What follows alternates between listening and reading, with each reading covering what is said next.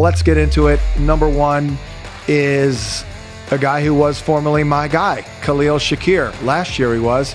This year I was kind of down on him. And, he's hasn't been as good as last year, but he's still good. He's like their number one receiver. I keep looking at the VSiN betting guide article I did. It's looking good for the most part. Maybe not this one, because I took 5 unders, and Khalil Shakir was one of them, which pains me because I was a big Shakir guy. But overall, we're looking pretty good with that. Judkins over. I mean, Tyler Warren might hit it by Halloween, like 500 yards, because he's only like 140 shy of that. But anywho, Khalil Shakir, we're going in over 47.5. Little tricky because the Falcons do give up the 6th fewest yards per reception and the 8th fewest receiving yards and the 12th fewest schedule adjusted fantasy points per game to opposing slots. But I'm going to go with the scheme here because they are zone heavy and you want Shakir against zone. They use the second highest rate of cover 3, and he averages an excellent 3.97 yards per route run, 0.28 targets per route run, 29 routes against the coverage. I think this is a typical Shakir game where he comes out kind of running free, makes a couple nice plays, and then all of a sudden, game's over and he's got 6 for 62 or 5 for 59. It might be close, but 47.5 is doable. Next up, it's kind of boring, but I'll go with James Cook, even though the Falcons give up the 10th fewest adjusted yards before contact per attempt and the 11th fewest rushing yards per game. I think maybe this is a little bit of a cheat code because this number is pretty low at 70.5. Why is it low? Based on what I just said. They're playing on the road.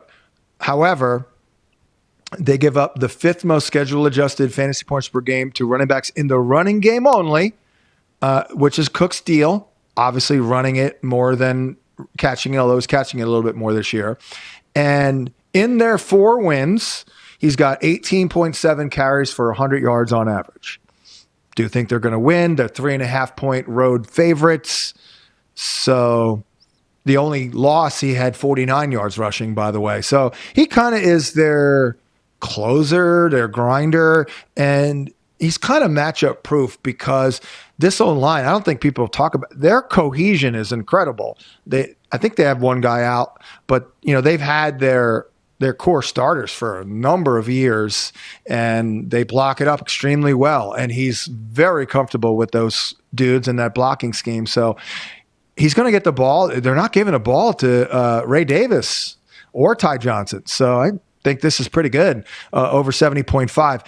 Also, Bijan Robinson.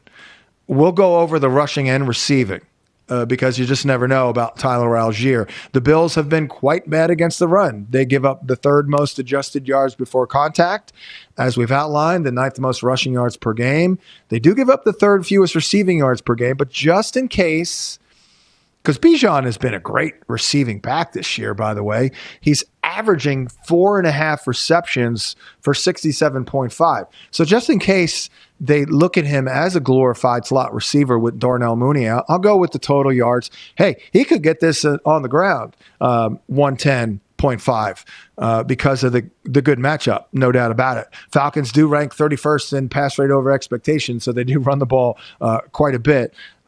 So he's been between, by the way, 3 and 6 grabs and 25 and 106 yards in every single game. So if we can get to 25, very doable. We're going to probably take this all the way to the 4th quarter, but 110.5 for Bijan, who looks unbelievable, by the way.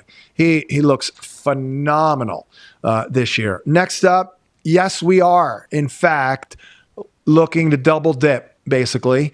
I don't double dip chips like Timmy on Seinfeld, but I'll double dip picks like Zach Ertz over 27.5 receiving yards and over 3.5 receptions. I understand he hasn't been as involved, but look, he didn't have any speed to lose. So I'm not really worried about him like slowing down per se. Maybe there's something going on. Maybe he tested positive for Geritol. I don't know, but I'm still in because Terry McLaurin and Noah Brown are out. Chicago it's like the best tight end matchup in the league. They used the second highest rated too high coverage as we outlined, and Ertz is very good against that, 2.26 yards per route run. The Bears also give up the second most receptions per game to the position, over 7. And by the way, nobody does anything behind Ertz. Ben Sinnott doesn't do anything. So I think it's Ertz. He got them for 7 grabs for 77 in this matchup last season. So yes, we're double dipping. We're also going to go in on DeAndre Swift over 18.5 receiving yards. They give up the 12th most receiving yards per game. He has 3 receptions in each game this year. I think we're looking at 15 to 20 touches. He's got 18 of 23 Bear running back targets.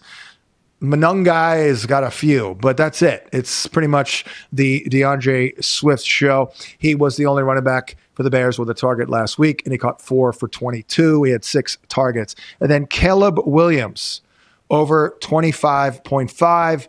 Wish I was in on this at 21.5, as I was over at fantasypoints.com, but we rarely make picks. In fact, I've only done it once accidentally for Monday games on Friday. It's a little bit of a disadvantage because we don't get in on these things early, but I still think he's going to go over 25.5. Commanders giving up the 9th most rushing yards per game to quarterbacks. They rank 3rd in pressure rate, as we outlined, which means he should take off and run a few times. And he's got 8, 5, 5, and 6 rushing attempts in his game. He's gone over this in 12 to 21, and he had 9 carries for 47 against DC last year. All right, special number 1. Monday night special number 1 is, in fact, my guy, Khalil Shakir, with an anytime touchdown at plus 220. Not a bad red zone threat, even though he's not that big, but you love him because he breaks a lot of tackles, and he just scampers into the end zone on a lot of broken plays and things like that. So we're going to go with that because of the good schematic matchup. And this one here is my favorite one of the night. Does seem like a little bit of a long shot. That's why it's plus 292. But how about Zachary Ertz hitting 50 yards, 50 receiving yards? He did this in the matchup last year. 7 grabs for 77. No Terry McLaurin, no Noah Brown. Deebo Samuel's banged up. I mean, all we have is Jalen Lane and a little Luke McCaffrey, who, by the way, looks a lot like his father, Ed McCaffrey. Just throwing that out. I mean, they're like clones, but neither here nor there.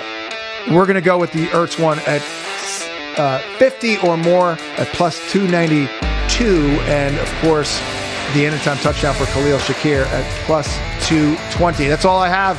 Thanks for watching, but don't let the betting insights end here. If you want an extra edge this football season, you can get a month of VSiN Pro right now absolutely free. That means access to our betting insights, analysis, and tools like our betting splits at 0 cost to you. Click the link in the description to sign up.